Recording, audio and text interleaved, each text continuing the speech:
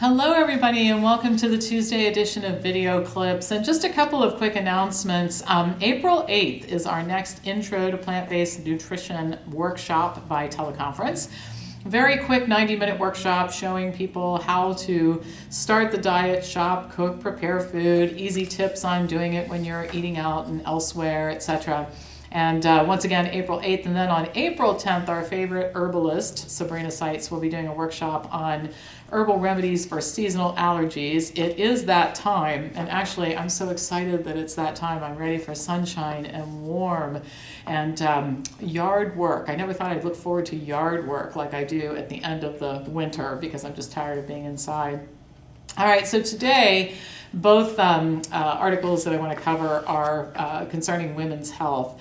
And the first one is, I've gotten so many emails about this, I've seen so many commentaries and editorials, I just have to do something about it. And that is this study that everybody was talking about a few days ago about women gaining weight because they're doing less housework. It's amazing how the results of something like this can get all skewed to political discussion when that's really not what's going on at all. But here's the scoop. Everybody knows, and I don't think there's any disagreement here, the less active you are, the easier it is to gain weight. I mean, gaining weight is a function of calories in and calories out. And if you're not active, that ratio changes real quick and it makes it easier to gain weight.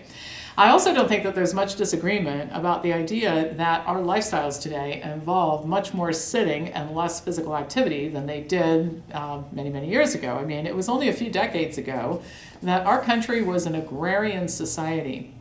And back in those days, and there's some interesting studies about how much physical activity people did, the average farm worker did the equivalent of 16 miles of running a day, and the average farm wife did the physical activity equivalent of 9 miles of running a day. So obviously obesity was not as big a problem back then, and we also didn't have to build health clubs all over the country because people were physically active from the time they got up in the morning until they couldn't take it anymore in the evening. So again, this makes it hard for me to understand the fuss that came out of all the results of the study. But anyhow, the new study showed that women are now burning 360 calories a day less than they did in 1965. So back in 1965, women predominantly stayed home with children, raised families, and they spent about 26 hours a week doing things like cooking, cleaning, vacuuming, laundry. By 2010, the average had fallen to only 13 hours a week, and at the same time, the amount of time spent in front of the television and eventually the computer, we didn't have that early on in the 60s, but it doubled from 8 hours a week to 16 hours. So more sitting, less physical activity. So I don't understand what the problem is here, but to listen to some of these editorials, the way that they took it is like maybe everybody's saying women should go back to doing housework. Well, that's not the worst idea I ever heard. You can do that and still work and do all the other things you want to do. But the bottom line is that that's not what this study showed. It's just one more study and a whole long series of them that talked about we're doing less activity and we're sitting more, and that's one of the things that contributes to weight gain. And so there has to be an increase in physical activity someplace else. And that's why in our program we stress the importance of exercising on a regular basis and having a formal exercise program. And what that means in our world is exercising for 45 to 60 minutes a day, 5 to 6 days a week in your target heart zone, and trying to include aerobic activity and weight training and yoga or stretching or something of that nature. And of course, the biggest reason why people object to this and give us a hard time about it is they say they don't have time. Well, I'm about over that. I'm the busiest person I know, and I have time to do it. I do it almost every day. So one thing I have found is that people make time for things they want to make time for. I know I do. If there's something that comes up that I really want to do, it is astounding how fast I can work, how many things I can move around so that I can free up an evening or a few evenings or a few days even to go do something that I want to do. So I think that this politicized discussion is really ridiculous, and we need to focus on the important thing, which is people need to be more active. It sure is easier to stay lean if you do that.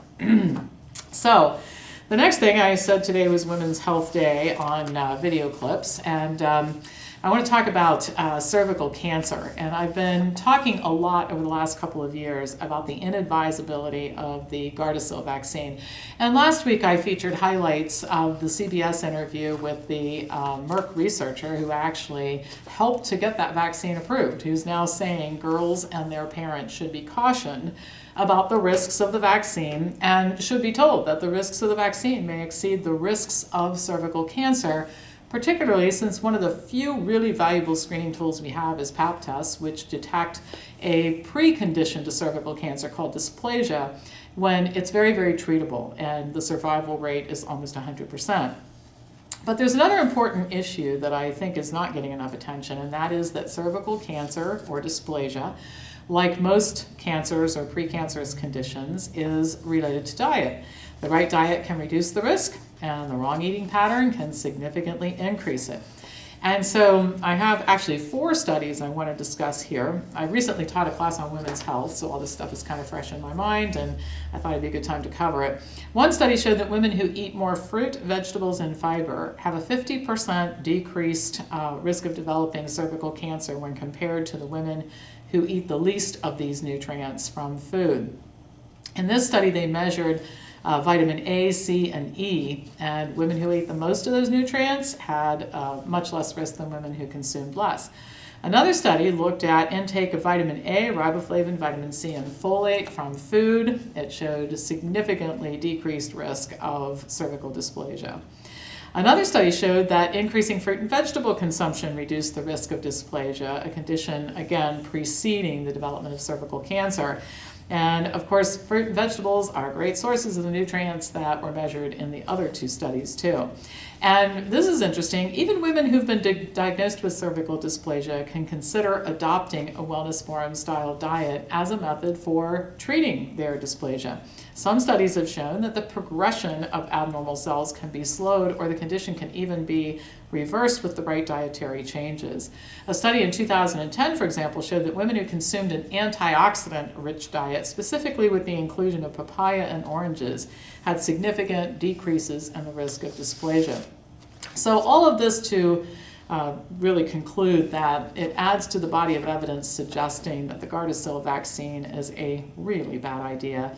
Cervical cancer / dysplasia, highly preventable with the right diet. We have a test that detects dysplasia at its most treatable stage, and even once diagnosed, it can sometimes be stopped or reversed with the right diet. So I think that the Gardasil vaccine is a great moneymaker for Merck. I think it's been one of the worst things that ever happened for women's health, and I advise against it. So that is all for now. Have a wonderful week, and I'll be back to you on Thursday with more news.